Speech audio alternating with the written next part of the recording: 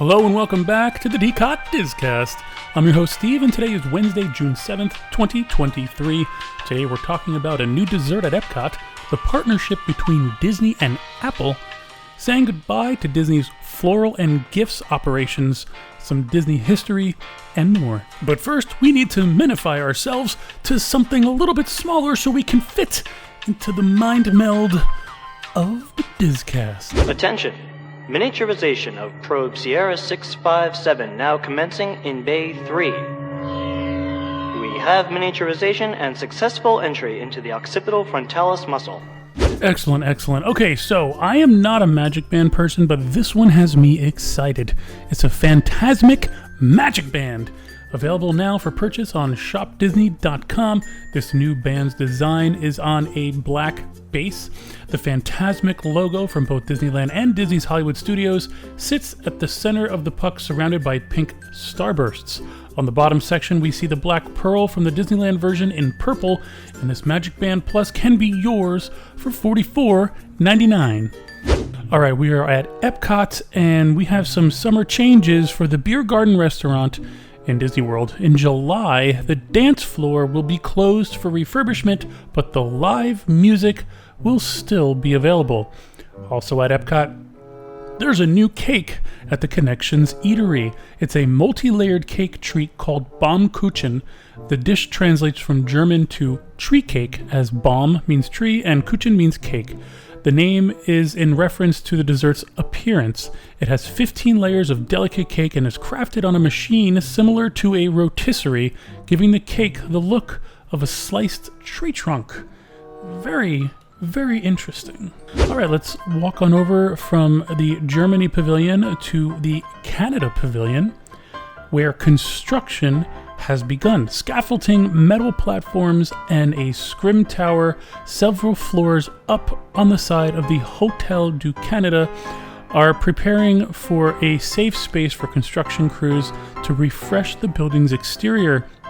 There's no official word from Disney on what they are doing, but it looks like they are planning to repaint the building and freshen it up. Today in Disney history, on June 7th, 1975, Walt Disney World's version of Mission to Mars, developed with NASA, debuted in Tomorrowland. It replaced the Flight to the Moon attraction, which opened in December 1971. Guests first enter a viewing area known as Mission Control, which is modeled after a typical Mission Control Center with chairs and control panels for about 10 seated audio animatronic technicians whose backs are to the audience.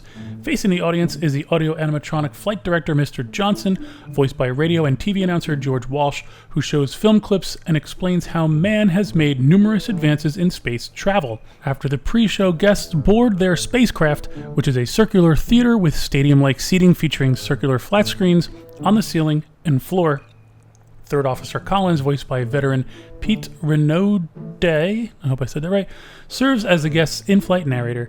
Mission to Mars closed its doors on October 4th, 1993, and later reopened as the Extraterrestrial Alien Encounter, which I wish they would bring back, because I think the Extraterrestrial Alien Encounter was the best attraction in that show space. What do you think? Do you agree with me? Let me know. Some Disney entertainment news. If you like Hocus Pocus, and maybe Hocus Pocus 2, then you'll be smitten with this news. In an interview with the New York Times, Sean Bailey, the president of Walt Disney Studios Motion Picture Production, confirmed that Hocus Pocus 3 is happening. It's really happening. I just hope it's better than the second movie. Mucka, please. A new title has been announced for Captain America 4. The Anthony Mackie-led film will now be called Captain America Brave New World, as opposed to its previous title of Captain America New World Order. It will be out in theaters May 3rd, 2024. There was a huge announcement at Apple's WWDC. Iger stepped to the stage to give an overview of the new Apple Vision Pro collaboration. While no specific applications were announced yet, a preview of things to come showcased the wide depth of Disney's portfolio with Marvel, Walt Disney Animation Studios, Star Wars, and ESPN. Iger, who asked you to imagine a world where Disney Plus and familiar fan-favorite shows like The Mandalorian can go beyond the screen and come alive in your home. These shows could expand the Star Wars galaxy and bring information to life like planet locations, vehicle types, character info, and more. You can find the YouTube video of it and your jaw will drop. It's amazing what it could do, but it's also amazing how much you would this thing, which is $3,500. I will be starting a GoFundMe next week, and I'm just kidding. But it does look pretty cool. Beginning August 27th of this year, Walt Disney World Resort will no longer independently operate its floral and gifts operations, opting instead for a third-party vendor in Central Florida. This has been announced by Disney travel agents.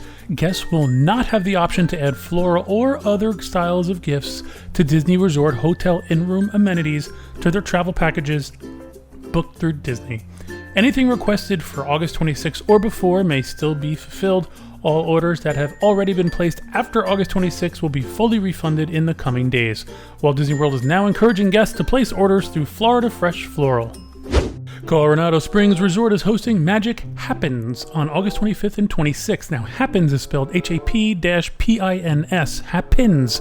Guests can attend this special trading pin event this year at Disney's Coronado Springs Resort by purchasing one of two packages that they have, the Apprentice or the Sorcerer. I never got into pin trading, but it sounds like this is like the Comic-Con of pin trading, so I'd be interested if you're into pin trading, let me know, because I don't appreciate it, but if you do, that's awesome, and let me know if you're going. Tokyo Disneyland revealed the name for its new Baymax-themed Summer Splash Cavalcade. I am Baymax, your personal healthcare companion. From July 4th to September 6th, guests at Tokyo Disneyland can experience Baymax's Mission Cooldown, a short two-float cavalcade rolling down the parade route 3 times daily. In the summertime splash event, guests in certain areas of the park can expect to be soaked to the bone by water sprayed from the float, as Baymax works to keep everyone cool and happy. He's been entrusted with the mission of raising guests' energy levels while they suffer from the heat. So he's searching for areas in need of care while spraying a cool mist. When he detects an area where guests' energy levels have dropped significantly, the float will stop and plumes of water will explode onto guests.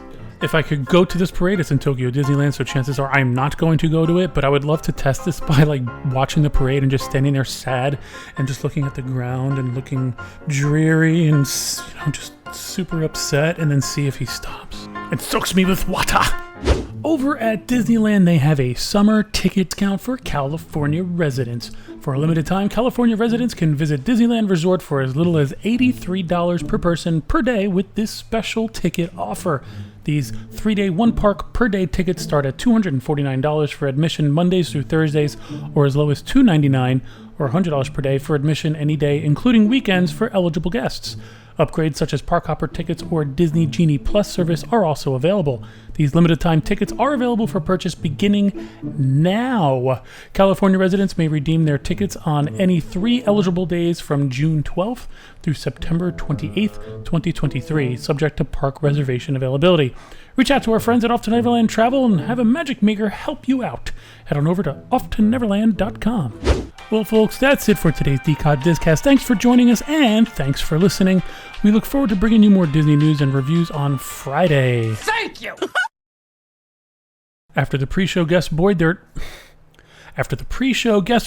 spacecraft. Oh, brother, this guy stinks! Yeah. Anyway, so I'm going to leave you today with a snippet from the soundstage booths at MGM, and this was as you exited the attraction called Monster Soundstage, which was such a fun attraction. And this is what I miss about MGM and now Hollywood Studios, is these type of attractions where you get to go and see how Hollywood made their movies. But as you exited the attraction, there were these booths that you got to go into, and you would put these noise. The booth was soundproof, right? And you would put these headphones on, and all you would hear is what was in the headphones. And it was this binaural, or whatever you would call it, to left and right. It would sound like they were cutting your hair, and you would hear the scissors go in by your ears on the left side and on the right side, and you'd hear someone walk into the room from behind you. So if you have headphones on or earbuds in, this snippet should sound pretty cool. Enjoy. Yes. Excuse me, Mr. Hampton, but M.M. is here to see R.J. M.M. Send him in, Shirley. Yes, sir. He's the big cheese. Hi, Hampton. Hi, RJ. Nice to see you, Mickey. Oh, You've really earned your ears. Gosh, they look swell. Well, gotta go. Lots of things to do, you know. Well, I'd say you're definitely part of the family now, RJ. Oh, my goodness. Look at the time. I've got a ton of things to do today. You're gonna do just fine here. I'll see you later, RJ.